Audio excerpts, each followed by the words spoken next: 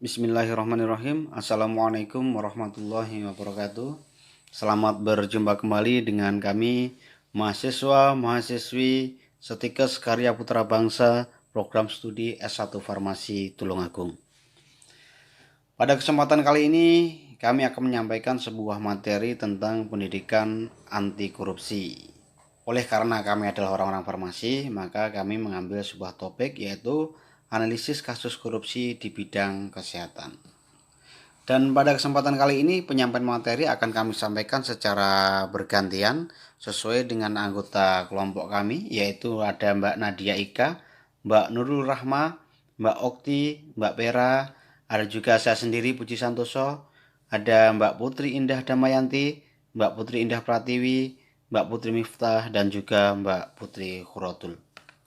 Harapan kami, apa yang kami sampaikan pada kesempatan kali ini memberikan manfaat yang sebesar-besarnya khususnya terhadap kami juga kepada para pemirsa yang mana bisa membangun sebuah mental positif, moral positif, membangun proteksi diri terhadap tindak-tindak korupsi yang nantinya ketika setiap individu memiliki proteksi korupsi yang tinggi dan itu sudah menyeluruh terpadu secara nasional, maka sangat dimungkinkan bahkan bisa dipastikan akan bisa menekan angka korupsi di negara kita ini. Nah, untuk menyingkat waktu maka saya akan sampaikan tentang pengertian korupsi, yang mana sebenarnya pengertian atau definisi korupsi ini sudah banyak kita jumpai di artikel-artikel, di seminar-seminar yang merupakan pendapat para ahli, yang merupakan arti dari sebuah bahasa dan sebagainya.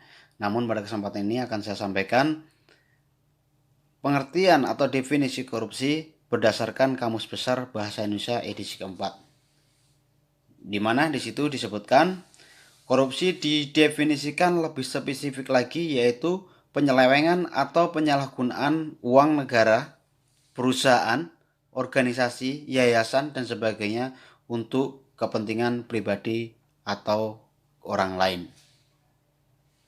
Jadi, korupsi adalah sebuah tindakan menguntungkan diri sendiri dan orang lain yang bersifat busuk, jahat, dan merusakkan karena merugikan negara dan masyarakat luas. Tentunya ada hal-hal yang bisa memicu terjadinya korupsi. Tentang faktor-faktor penyebab terjadinya korupsi akan disampaikan oleh Mbak Putri Indah Damayanti. Kepada Mbak Putri Indah Damayanti, waktu dan kesempatan saya persilahkan. Saya Putri Damayanti, NIM 19 13 20 60 38. Di sini saya akan menjelaskan mengenai faktor penyebab korupsi terutama di bidang kesehatan. Nah, yang pertama adalah faktornya keserakahan. Nah, mereka serakah alias tamak ini berasal dari pikiran sendiri-sendiri yang ingin selalu mereka puaskan, tapi mereka tidak bisa merasa puas entah apa yang dimilikinya. Yang kedua adalah kesempatan. Nah, logikanya dalam setiap kita melakukan pekerjaan pasti sering dong dihadapkan dengan sesuatu kesempatan besar untuk berbuat curang. Nah, hal ini terjadi di bidang kesehatan juga. Misalnya seperti sekarang kan Indonesia sudah terpapar COVID-19. Nah, di sini banyak APD yang sangat dibutuhkan oleh tenaga kesehatan maupun rakyat biasa. Nah, di sini salah satu contohnya korupsi adalah penimbunan masker yang besar-besaran untuk diperjualbelikan kembali dengan harga yang besar. Ini sangat merugikan sekali bagi tenaga medis dan orang-orang sekitar. Yang ketiga yaitu moral yang kurang kuat. Nah, moral yang kurang kuat ini misalnya adalah tergoda dengan hal-hal untuk berkorupsi. Misalnya bisa jadi godaannya dari atasan, dari bawahan, dari teman setingkat maupun dari keluarga mereka sendiri. Nah, jadi di sini pembentukan moral sejak dini itu sangat-sangat diperlukan sekali untuk kita selanjutnya ke jenjang yang lebih dewasa lagi, ke jenjang untuk meniti karir yang lebih baik lagi. Yang keempat yaitu gaya hidup yang konsumtif. Nah, hal ini yang dimaksud gaya hidup konsumtif adalah kecenderungan seseorang berperilaku berlebihan dalam membeli sesuatu atau membeli secara tidak terencana. Nah, ini sangat-sangat merugikan sekali jika terus-terusan seperti ini. Kantong bisa jebol. Nah, yang biasanya seperti ini adalah para wanita. Biasanya ada baju baru, sepatu koleksi terbaru. Dia memiliki hasrat untuk memilikinya. Nah, di sini sangat merugikan sekali. Otomatis ibu, orang tua mereka akan memberikan uang yang lebih dari yang sebelumnya untuk menghidupi gaya si anaknya tadi. Nah, hal ini dapat menimbulkan ibu itu akan berkorupsi di pekerjaannya karena mereka, para orang tua, merasa bahwa gajinya itu, bahwa penghasilannya itu tidak bisa untuk mencukupi gaya hidup yang konsumtif anaknya tadi. Nah, ini jangan ditiru ya. Yang kelima yaitu adalah malas atau tidak mau bekerja. Nah, kemungkinan lain yang dilakukan korupsi ini adalah orang yang malas tidak mau bekerja, otomatis dia akan menghasilkan segala cara untuk menghasilkan penghasilannya. Yang keenam yaitu ajaran agama yang kurang diterapkan. Nah, para korupsi secara umum adalah orang yang beragama. Mereka memahami ajaran agama yang dianutnya, yang melarang tentang korupsi. Akan tetapi pada kenyataannya mereka juga melakukan korupsi. Ini yang menunjukkan bahwa ajaran agama yang diterapkan oleh pemilihnya itu belum benar-benar diterapkan, gitu loh. Jadi agama cuma menjadi embel-embel dia dalam berkorupsi.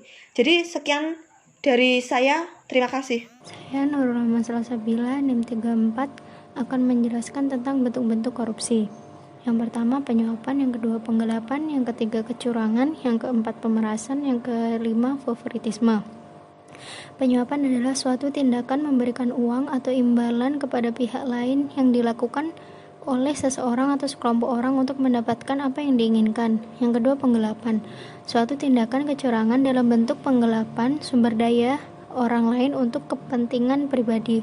Yang ketiga kecurangan, suatu tindakan yang disengaja di mana seseorang melakukan penipuan, kecurangan, dan kebohongan untuk mendapatkan keuntungan pribadi. Yang keempat pemerasan, suatu tindakan koruptif di mana seseorang atau kelompok melakukan ancaman kepada pihak lain untuk memperoleh uang. Yang kelima favoritisme, suatu mekanisme di mana seseorang atau kelompok menyalahgunakan kekuasaannya yang berimplikasi kepada tindakan privatisasi sumber daya. Terima kasih. Saya Putri Indah Pratiwi akan menjelaskan tentang jenis-jenis korupsi. Jenis-jenis korupsi ada 4. Yang pertama yaitu korupsi ekstortif.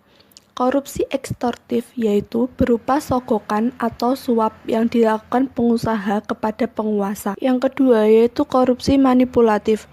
Korupsi manipulatif yaitu seperti permintaan seseorang yang memiliki kepentingan ekonomi kepada eksekutif atau legislatif untuk membuat peraturan atau undang-undang yang menguntungkan bagi usaha ekonominya. Yang ketiga yaitu korupsi subversif.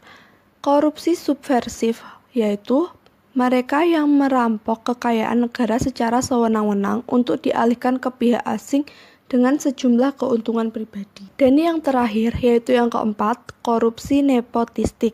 Korupsi nepotistik yaitu terjadinya korupsi karena ada ikatan kekeluargaan, pertemanan, dan sebagainya. Saya Okti Trihatinia, NIM 35, akan menjelaskan tentang ciri-ciri korupsi. Yang pertama adalah suatu pengkhianatan terhadap kepercayaan atau disebut dengan berbohong. Yang kedua adalah penipuan terhadap badan pemerintahan, lembaga swasta, atau masyarakat umumnya.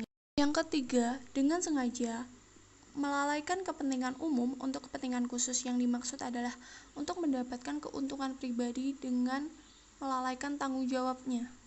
Keempat, dilakukan dengan rahasia tanpa adanya keterbukaan kepada anggota atau masyarakat lainnya. Yang kelima adalah melibatkan lebih dari satu orang atau lebih dari satu pihak. Dan yang keenam, adanya kewajiban dan keuntungan bersama. Dan terakhir, adanya menutupi perbuatan korupsi dalam bentuk pengesahan hukum. Nama saya Vera Amelia, NIM 1913206036. Di sini saya akan menjelaskan akibat dari korupsi di bidang kesehatan. Akibatnya dapat berupa kerusakan fisik, kemacetan pembangunan fisik, nama baik dan citra, termasuk keluarganya. Karir berhenti, mutu pelayanan rumah sakit menurun, dan sebagainya. Walaupun pelaku dipenjara, kehidupan masih dapat berjalan, namun kerusakan yang terjadi sudah terlanjur buruk. Terima kasih. Saya Putri Miftah, NIM 19, 13, 20, 60, 40 mau menjelaskan tentang kasus pada bidang kesehatan. Di Indonesia, sudah terdeteksi berbagai praktek yang menjurus korupsi di level mikro, pelayanan klinis, dan sistem manajemen rumah sakit. Antara lain, dokumen asuransi yang tidak beres, tagihan perawatan yang tidak sah, pembelian obat, dan bahan habis pakai yang fiktif. Penjualan bahan dan obat yang tidak sesuai aturan dan cenderung merugikan masyarakat, dokter tidak aktif menangani pasien atau mewakilkan ke dokter lain atau residen. Namun menerima jasa, kolusi dengan pabrik atau distributor obat dan alat kesehatan yang merugikan pasien. Di level sistem-sistem manajemen rumah sakit dan lingkungan rumah sakit terjadi antara lain saat pembelian alat-alat kesehatan atau alkes dan obat, suap atau gratifikasi, misal dalam perizinan atau akreditas rumah sakit, dalam konstruksi rumah sakit dan puskesmas. Penyelewangan dan jamkesmas, jamkesda, dan bantuan sosial kesehatan. Memberikan dana ilegal ke pemimpinan pemerintahan daerah agar menjadi pejabat struktural di rumah sakit atau menjadi pegawai. Terjadinya korupsi bahkan sampai korupsi yang by design sebagai gambaran pembelian obat atau direncanakan oleh oknum eksekutif dengan dorongan dari penjual alat kesehatan. Direktur rumah sakit dapat terpojok untuk memberikan tanda tangan yang kemungkinan dapat berujung pada korupsi. Terima kasih. Saya Putri Kuratuluyun akan menjelaskan dampak yang terjadi korupsi yang ada di bidang kesehatan. Yang pertama, organisasi rumah sakit menjadi sebuah lembaga yang mempunyai sisi bayangan yang semakin gelap. Yang kedua, ilmu manajemen yang diajarkan di pendidikan tinggi menjadi tidak relevan. Yang ketiga, proses manajemen dan klinis di pelayanan juga cenderung akan tidak seperti apa yang ada di buku teks. Yang keempat, direktur yang diangkat karena kolusif, misalnya harus membayar untuk menjadi direktur dan menjadi sulit menghargai ilmu manajemen. Perkenalkan, nama saya Nadia Ika Fitri Ramadhani, NIM 191320603032. Di sini saya akan menjelaskan cara menangani. Yang pertama, pembangunan karakter tenaga kesehatan, pimpinan pemerintahan dan politik, serta konsultan yang dimulai sejak masa kecil. Yang kedua, rekrutmen pimpinan lembaga kesehatan dan rumah sakit dan serta SDM-nya harus dilakukan secara baik dan transparan. Yang ketiga, pendampingan kegiatan yang potensi korupsi sejak awal perencanaan, terutama pada proyek-proyek di sektor kesehatan yang rentan menjadi proyek yang dapat dirancang untuk dikorupsi.